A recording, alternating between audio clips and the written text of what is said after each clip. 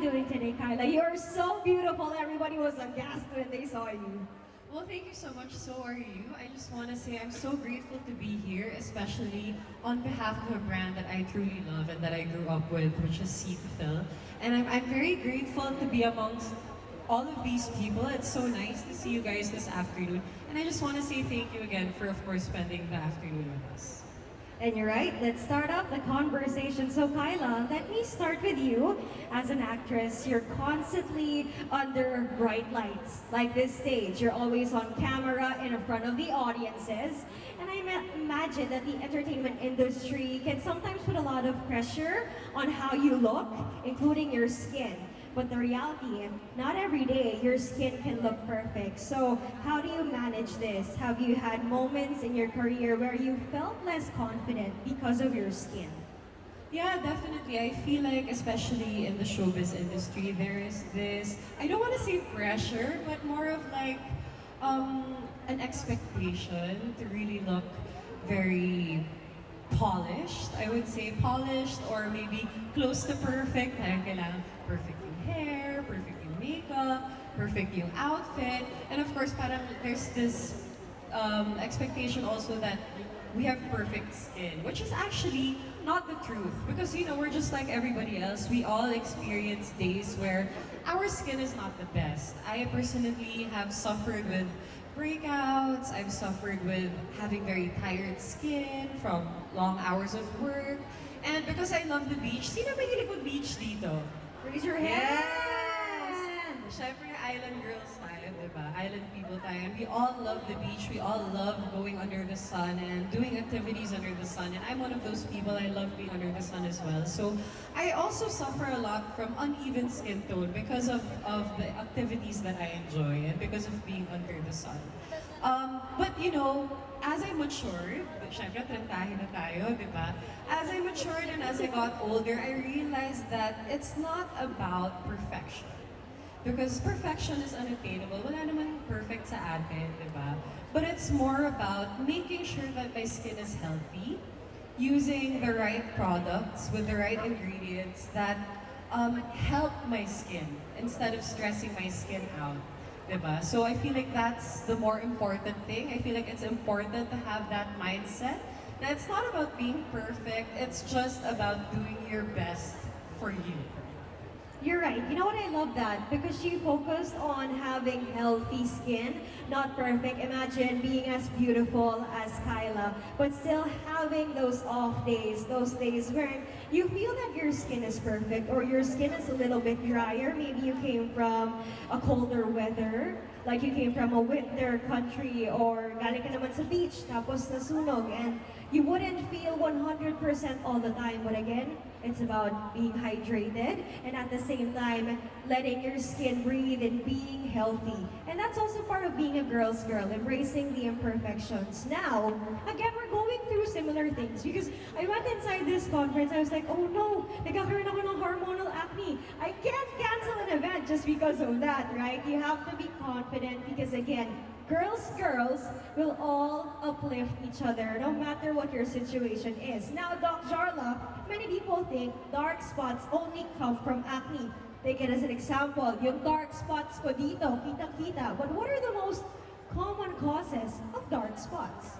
So when you say dark spot, kanina doon sinabi natin, no, ang dark spots is caused by inflammation. So one of the most common inflammation that we have on the skin, lahat tayo pagdadaanan natin would be acne. So lahat sa atin, di ba, wala naman siguro hindi nagka-acne sa atin, kahit whiteheads, blackheads, this is considered as acne.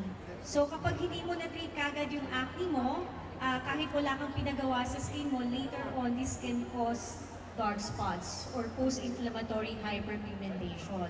Not only that, when you have rashes, when you have bumps, itchiness on your skin, you scratch it, you cause injury, you cause abrasion to your skin, you can cause dark spots on your skin. More so kapag nagpapa-expose ka sa sun, like Miss Kyla here, gusto niya talaga pumunta ng mga beaches, no? So, kailangan talaga mag-sunscreen ka because you can have dark spots when you expose yourself to sun. Aside from that, when you use harsh ingredients, for your skin, it can cause irritation, it can destroy the barrier of your skin. which later on can cause dark spots again. Yes, Doc. See, di ba? Dami nating natutunan from Doc. That was really insightful, Doc, because when we're hearing concerns about dark spots, automatic lang doon, di ba? Acne, but then again, it can be inflammation from your acne breakouts. Yes, that could be a common cause, but again, sun exposure sa mga island girls dyan, di ba? Nakabikini tayo, tapos bigla, oh no, bakit parang meron akong dark spot? Now, with that also, a lot of us experience this at some point. Ngayon, quick energy check tayo dito. Are you guys still here with us? Can I hear a woohoo? Okay, so again, everybody is energized by the beauty of Dr. Charlotte and Kyla, of course, here. So, who here feels like their skin sometimes looks tired, looks pagod na pagod or dull after a long week, maybe? Hell week natin sa school, raise your hand. Or work week, OT na naman ang OT, or minsan, kakapuyat, kakanood ng teleserye. Oh, okay. So with that, minsan talaga our skin will look dull and tired. So that, Kyla, hearing the science behind it, does it change the way you look at skincare? Especially knowing that so many factors can actually affect our skin. Yes, definitely. And ako, personally, I have very, very sensitive skin. Growing up, talagang very limited yung mga products na pwede kong gamitin. Especially when I was a teen. Because I think in my teen years, that's when I suffered the most in terms of acne. So I'm very particular about the products that I like to use for my skin. First, I guess I could also give this as a kind of advice, but it's always good to consult a professional. Like, Dr. Jarla here, right? It's always good to ask or seek professionals' advice because they would know the best.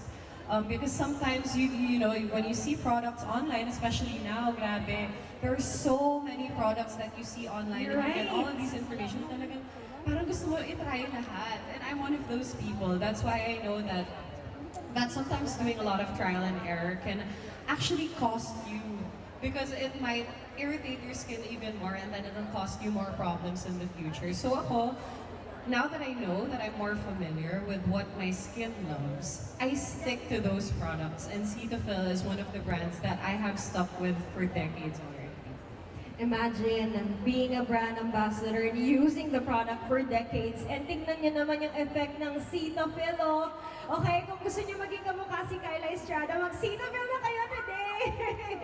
No, because honestly, Cetaphil is really good for sensitive skin, and especially with the Bright Healthy Radiance line, it's also good for brightening. So You're right. it's a brightening product, but it's good for sensitive skin. So you know that what you're putting on your face won't stress your skin out. You're right. And imagine looking that radiant, and given all the hours na sometimes your OT, you don't sleep, especially when you're filming, but your skin still looks supple and radiant. So with that, actually, quick question again from the audience. Who here has ever tried a brightening product that ended up making your skin feel drier? Yung parang kala mo gaganda ka, and then suddenly it's all drier and like more dull. Can I see a show of hands? Yung mga nagtitry, okay, here from the audience. So again, it's also really just a try until you succeed with all the products like Kyla said. Everybody's like, oh, buy this, buy that, use this. It's working, but actually, not everything is actually as it seems. And with that, Doc Jarla, could you share some ingredients? Okay, guys, take notes, put it on your phone. Could you share some ingredients that dermatologists often recommend for brightening the skin while still being gentle? So when you say brightening the skin, it means you'll have radiant skin. For you to have radiant skin, dapat ang skin mo, number one, well-hydrated siya. Number two, dapat free from dark spots. Number three, dapat yung ginagamit mong products is very gentle na hindi nakakasira ng barrier ng skin mo. So maraming ingredients sa market na very much available siya. But then, not all these ingredients are quite safe, especially for sensitive skin. Right now, pinaka-favorite, no? Not just dermatologists, I think, but a lot of patients would be niacinamide. I hope you would agree. Kasi ang niacinamide, it fades the dark spots. Not only that, it's an anti-inflammatory. Pina-fight niya yung inflammation, tapos at the same time, kapag ka-oily yung skin mo, ina-address din niya yung oiliness ng skin mo. So it's very good for sensitive skin. Number 2, magandang product is the daffodil.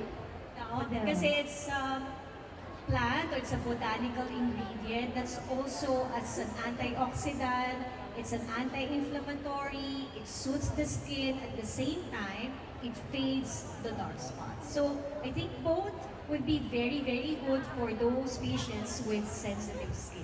Thank you, Doc. Again, it's niacinamide and daffodil.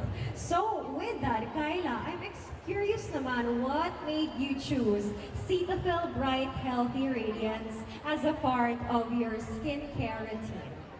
Well, brand-wise, it was a very easy decision for me because my skin loves Cetaphil and it's a brand that I have trusted for so many years already. So when they came out with the Bright Healthy Radiance line, it was a no-brainer for me to choose these products. And ako kasi yung type of person, I like to keep my skincare routine very, very simple. As in, the less products, the better. And also because they have so many products in the Bright Healthy Radiance line. So there's a cleanser, there's a toner, there's a serum, there's a day cream, which has SPF, and there's also a night cream. So I have all of it, but I don't use all of it every night. So if I have oily skin, so my skin is sensitive, but it's oily, hindi siya dry. So sometimes I like to skip the day cream and the day. I like to keep my skin as bare as possible. And then sa nighttime na ako magsa-skincare. But I feel like if I can give advice lang, one tip talaga for girls with sensitive skin, or even not really, is you have to cleanse your skin properly. You're Now, right. before putting any product on your face, it doesn't matter if your skin loves those products, but if your skin isn't clean, if you don't cleanse your skin, mag-react talaga yung skin mo. So make sure before you try any product, even products for sensitive skin, na malinis na yung skin mo before applying. So, like I said, my routine is very simple. So I have all the products in the line, but sometimes I like to skip certain moisturizers just so I don't over moisturize my skin because I'm very oily na yung skin ko. So I would say my favorite would be the creamy cleanser. Creamy cleanser. The creamy cleanser, the toner, and the night cream. The toner from and the the Bright night Healthy Radiance line. Those are my favorites. But if you have dry skin naman, the Bright Healthy Radiance line has a day cream, like I said, and it also has SPF. So perfect siya for daytime. Day cream with SPF. Thank you very much, Kyla. Did you guys take note? Again, she has oily skin, so sometimes she skips the day cream. Now, if you have dry skin, you can put your day cream almost every day together with the night cream. But again, reminder from Kyla herself, always cleanse your skin. See, everybody is really listening because everybody wants this healthy, bright, radiant skin. Now, Doc Jarla, just for our final advice who are dealing concerns with dark spots, uneven skin tone, and dullness, especially for people with sensitive skin, what is your final advice? Final advice, one, you have to focus with your consistent skincare. Huwag kayo yung jump from one skincare to another. Antayin nyo munang maging effective siya kasi there is no such thing na mag-fix ng dark spots yung overnight. Number 2, I agree with Miss Kyla na ayaw niya ng maraming products na ginagamit. That's very true, especially if you have sensitive skin. You stick to that product, consistent ka lang doon, and later on, it would have an effect on your skin. Number 3, make sure that your skincare would not irritate, not would damage your barrier. It should moisturize your skin. And number 4, dapat sunscreen. It's non-negotiable. Dapat kailangan gumamit lagi ng sunscreen. And of course, healthy lifestyle. Good sleep, good food, diet, exercise. Thank you very much, Doc. Now, for Kyla, any final message to our girls here today? I guess because it's Women's Month, happy Women's Month to all the women here today. Yay! Thank you very much. Happy birthday, I Kyla! guess my final advice would, since Dr. already gave skincare advice, I feel like because it's Women's Month and you know we're all girls here, my advice is that confidence is from within. It's always going to be from within. You can have the best skin but not feel confident. I feel like it's important for you to shower yourself and self-love eliminate self-talk, diba? Be kind to yourself, be kind to your skin, and be kind to the people around you.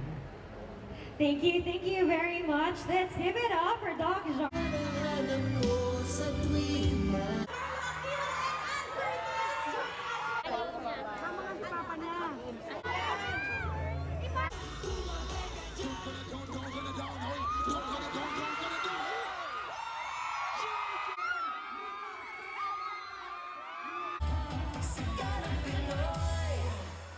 Carla and Kaila Estrada. Now, before we end, we actually have